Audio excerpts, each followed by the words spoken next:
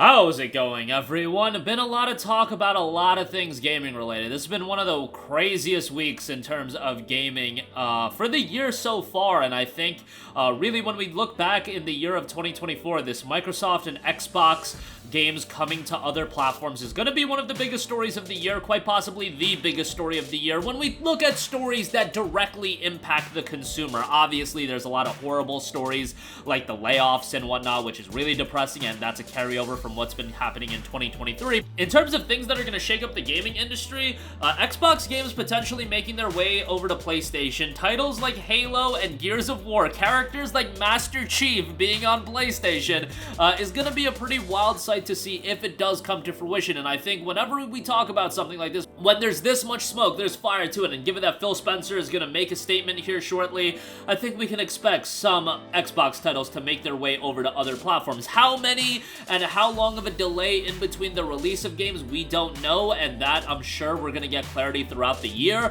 I highly doubt that it's going to be, oh, come Phil Spencer's statement, all of the games drop at once, but it's probably going to be a slow rollout, as it should be. They should not drop 84 games at the same time. Oh, Xbox doesn't have 84 games. You guys get what I'm saying. They shouldn't drop all the games at the same time. You should space it out so you can get people really excited for it. And obviously, last year, if you go back to September, what was the game that was really supposed to be the major, the gigantic Xbox first-party release? It was a publisher that they acquired, Bethesda, but Starfield was gonna be a colossal release for Microsoft and Xbox, and it was supposed to be the first-party release that really gave Xbox players something to sink their teeth into. A lot of people had varying opinions about the game. It reviewed okay, and I was probably more positive about the game than most people. It seemed like a lot of people wanted to dunk on that game, and I definitely understand why. I had my issues with Starfield, and I definitely disagreed with the notion that ahead of the release of the game, we were hearing a lot of things from people that got early access and review copies that,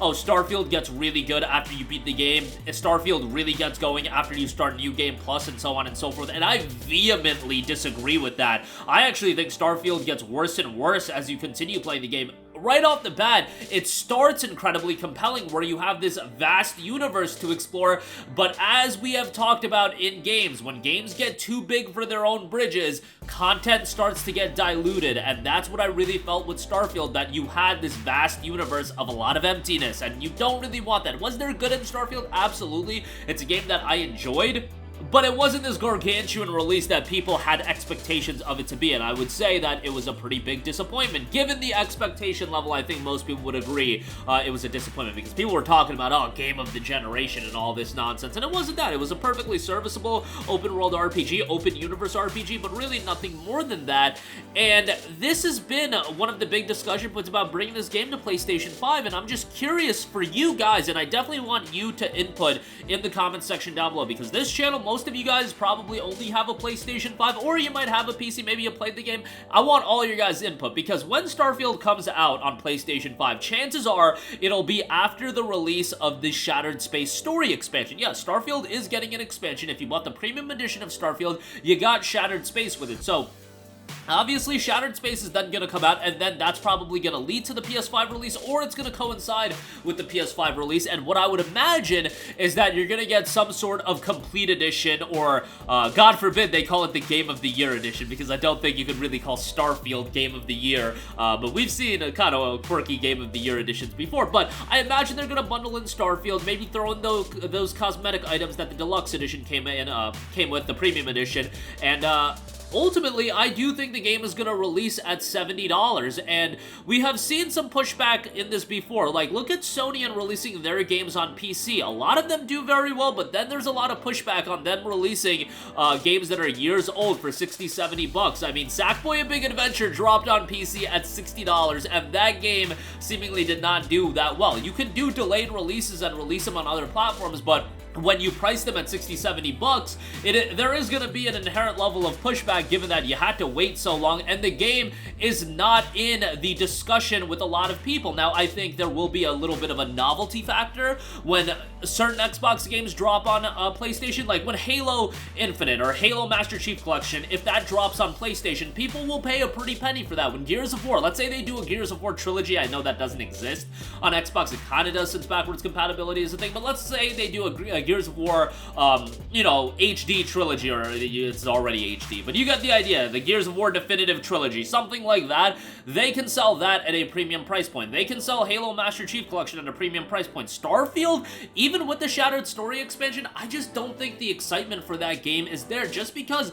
Bethesda isn't perceived the way that they used to be. Elder Scrolls 6 is gonna be gargantuan and it's gonna be huge still, but Bethesda, the narrative attached to them has really shifted. I don't think people view them as one of the top development studios, Bethesda Studios that is, as one of the top studios in gaming today. I mean, when was the last time that a game released by them was universally praised? That being Bethesda, open world RPG. You have to go back to Skyrim. Yeah, Skyrim did have a little bit of pushback, but Skyrim was universally praised. Fallout 4, that game had a lot of pushback and people being disappointed by that. Fallout 76 certainly had a lot of pushback. Even if you go to ESO, that game had a lot of pushback if you're looking at the online multiplayer titles as well. Fallout 76 certainly had a lot of pushback initially, and now you look at Starfield, it's been north of a decade since Bethesda has put out a game and it was universally praised. And to be fair, in the year of 2024, being universally praised in gaming is very difficult because social media is so big and people are always going to have dissenting opinions and people are going to have a variety of opinions. But I think most people would agree that Starfield was a bit of a disappointment, and it was one thing where the game came out at $70 and people would pay $70 then, not to mention that it was also released on Xbox Game Pass, so Game Pass is great for the consumer, don't get me wrong, but perception for the game, you do lower perception for these Xbox first-party titles in that you strip away the $70 price tag and you're offering these games for a Netflix-style subscription service. Perception is reality, and perception of Xbox first-party releases and Xbox Studios releases is that a lot of people think there are lesser games because they're in Game Pass. I don't agree with that, but that is perception. I look at a game like Hi-Fi Rush, and that's just as good as some of the games I played in 2023. In fact, it's one of my favorite games of 2023. I would rank that game at a $30 price point above Starfield. I thought that game was tremendous, but perception, I do feel, is hurt a little bit when you do offer these games on a subscription service. I am all for subscription services when they give the value that Game Pass does. If Microsoft wants to spend a lot of money and offer the games at the level that they do on a service, hey, more power to you. If you can play P3R for $10 a month, good for you. If you can play Lies of P at a monthly subscription service, good for you. But I do think it hinders the perception of those games, and I do think Starfield has had its perception hindered, and I don't think people are going to be jumping up and down to spend $70 on Starfield because it's going to be a one-year delayed release. It's a game that wasn't received exceedingly well. I liked the game in a lot of areas, but it's not like it was this universally beloved game from Bethesda. Far from it, and it was certainly a disappointment, and generally speaking, the rhetoric attached to Starfield is fairly negative. You know what? Let me do something better for you guys. The general consensus, we want to talk about that. Let's talk to the Steam user reception, because a lot of people like to look at these days, and it gives you a good idea. And remember, on Steam, it's people that spend $70 or $100 on the game, and yeah, it's got 93,000 Steam reviews, and 62% of those reviews are positive. That's a mixed reception. That's not that great. I do think there's fun to be had with Starfield, but I also think a $70 price tag a year after release, even with Shattered Space, I don't think people are going to be jumping up and down to pay for it. Is it going to be nice to have it on PlayStation 5? Yeah, but I think most people are going to end up